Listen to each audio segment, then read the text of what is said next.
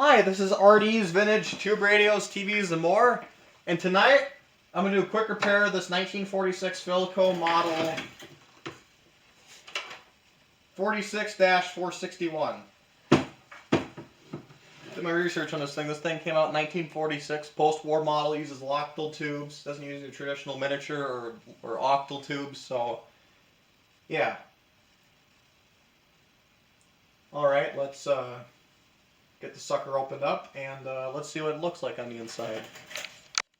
And as you folks can see here, a bunch of old, probably shot paper wax capacitors. And when I got this unit, I paid $10 for it at a garage sale. This thing still worked.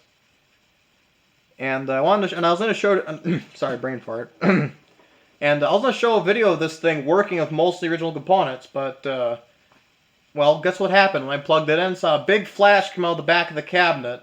I thought, what the heck is that? And looked back, and oh look, the 35Y4 took a crap. And that's why before you use something like this, at least recap it. Replace all the caps at the very least. Or else it'll take out a tube.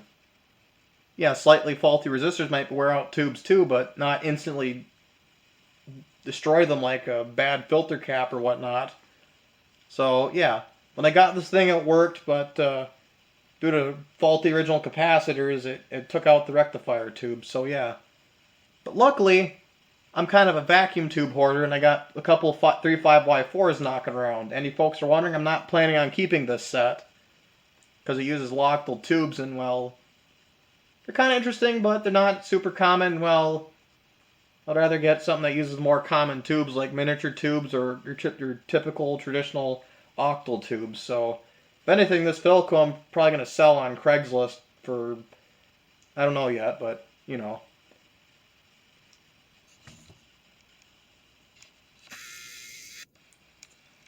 Right, here you see I replaced all the capacitors except for the mica caps that are in the IF cans. Those usually don't go bad, so those are probably fine. So I'm probably going to put this thing back in the cabinet, probably check some tubes quick. I'm probably going to power this thing up, see how it performs, so let's get to it.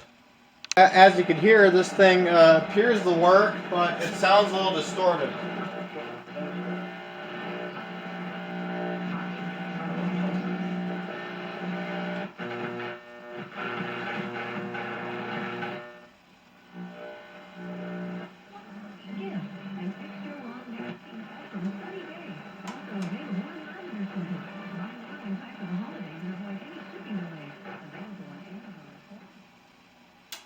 Okay, now I'm going to check the tubes, see if any of the tubes need to be replaced.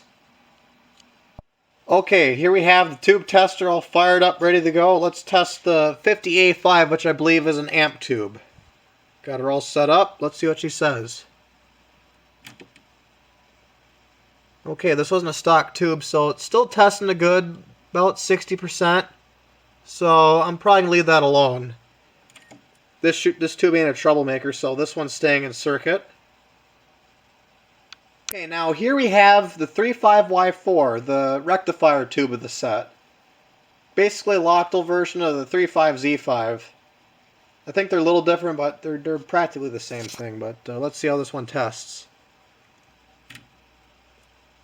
Huh. Good, so that one ain't an issue. To think I got that tube right there in a box of used tubes, so that tube's perfect. That one's immaculate. That's exquisite, so that one's staying in circuit for sure.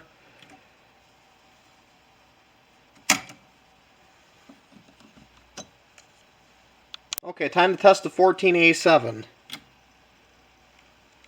Test week. Figured that. This is a stock vacuum tube. Philco octal. This thing was probably in the set since it was brand new. So this one's junk.